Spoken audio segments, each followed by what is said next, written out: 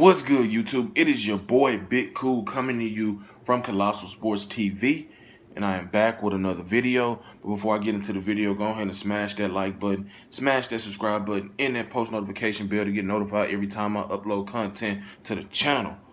Also, follow me on Instagram at Colossal_Sports TV. Now let's get into the video, man. As y'all can tell by the title, I am talking about Tyson Fury. He is scheduled to return August 18th in Belfast on the undercard of Carl Frampton versus Luke Jackson. Their title fight. That is the homecoming of Carl Frampton. And Tyson Fury has been adamant about wanting to fight somebody better. You know, him and Tony Bellew have been trading words. Tyson Fury yesterday said that he would punch Tony Bellew in the mouth if he seen him. And well, I think that fight could potentially happen maybe later this year. I don't think it's going to happen in August. So I'm going to name some guys, 4 guys in particular that I would want to see Tyson Fury face, because he's not going to face Luis Ortiz. He's not going to face Deontay Wilder.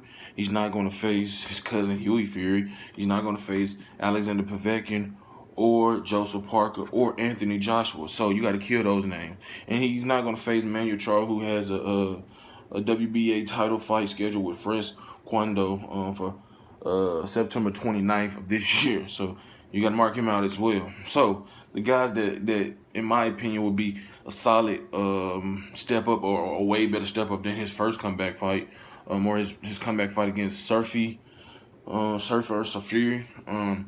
First up, Mr. Vern. Mr. Vern is a former champion. He was a former WBC heavyweight champion. He defeated Chris Arreola twice in his career. He fought Deontay Wilder twice, got stopped most recently in the first round in brutal fashion. He's 25-3 with 21 knockouts. He's standing at like 6'2".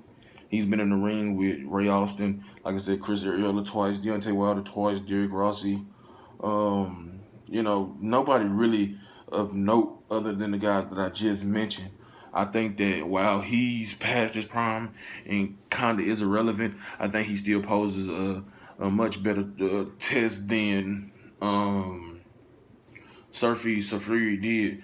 I think that his power, his experience against bigger, heavyweights, he can allow Tyson Fury to go rounds and continue to shake off the rust. I don't expect Mr. Vern to be competitive at all, but I think he's durable enough. Don't let the knockout fool you by Wilder. Wilder does that to everybody. He has a sturdy chin, because in the first fight he went 12 rounds with Deontay Wilder. Got hurt a few times but never went down. So I think if he can whip himself into shape, I think he can give Tyson Fury a good fight.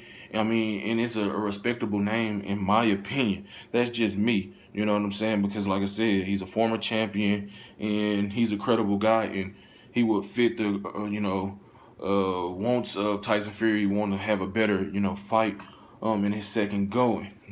So definitely wouldn't mind seeing that fight. Next up is a guy who has a fight coming up next month, but still I wouldn't mind seeing him face Tyson Fury. That is Andy Ruiz Jr. He's been in the ring with Joseph Parker, Ray Austin, Manuel Quesada, however you pronounce his name, Torhammer. This is a guy who has really good skills. He's 30-1 with 20 knockouts. He's on the short side, I believe. Yeah, he's like 60. He's like 6'2". Excuse me. He's 28. He has fast hands, solid power. But like I said, he's on the short side.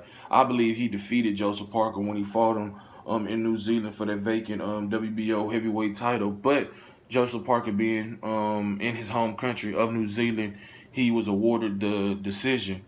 But I think that Ruiz will give Tyson Fury a solid fight. I think if he comes into shape, I think that he can get some problems with his speed.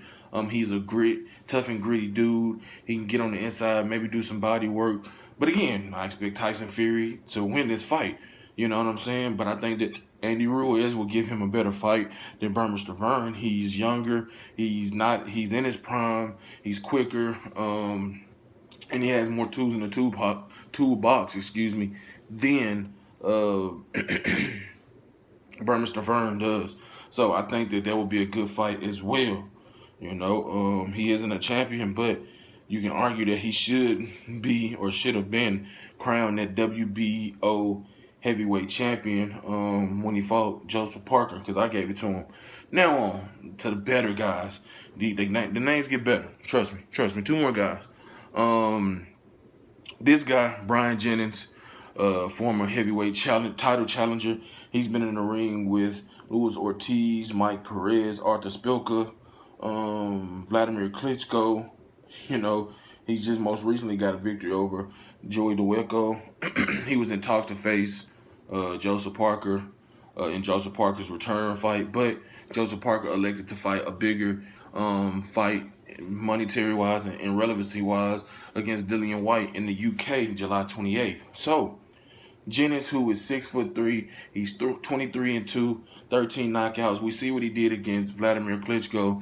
He can get on the inside. He's a very good body puncher. He's resilient. He's been knocked out twice, or knocked out once, I believe. Yeah, he was knocked out once by Luis Ortiz. He got a good chin. He's resilient. He's a little on the short side, but he's physically strong, not a big puncher, has very good endurance.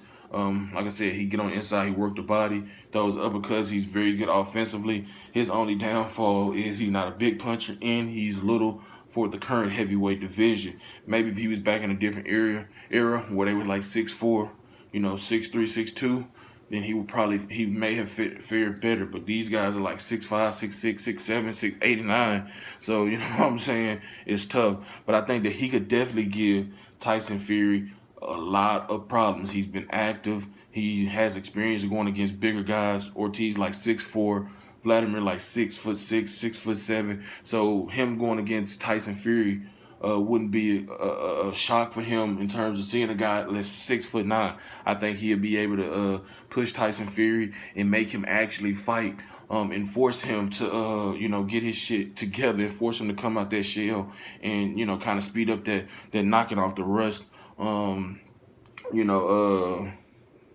process. He also fought Arthur Spilka,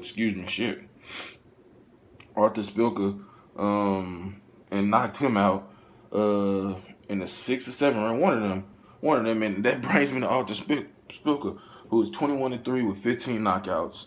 I like Arthur Spilka. He was giving Deontay Wilder problems before he got caught with a vicious counter right hand that fucking nearly killed him. Had him out on the canvas, unconscious for a few minutes. But he's a good fighter. He's a good fighter. Like I said, he's been in there with Brian Brian Jennings, Tomas Adamek, where he beat him, Manuel Quezada, Deontay Wilder, Adam Kowalski. He lost that fight by TKO. Came back to win a unanimous decision over Dominic Guinn, who's seen better days. And I think that he would pose a threat to Tyson Fury. He's a He's a southpaw. He has some pop. He has some experience against some very good fighters, some tall fighters. He comes to fight. He doesn't back down from anybody. And I think that his experience would allow him to go in the second half of the fight with Fury, who isn't a big puncher, but does the wear and tear of, brutal knockout losses to, Adam Kowalski and Deontay Wilder, and Brian Jennings have some effect on him. That's some question to be, you got to consider.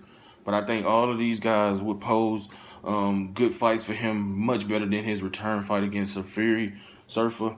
But if I had to choose, I would choose Brian Jennings or Andy Ruiz as my selections, but definitely Brian Jennings.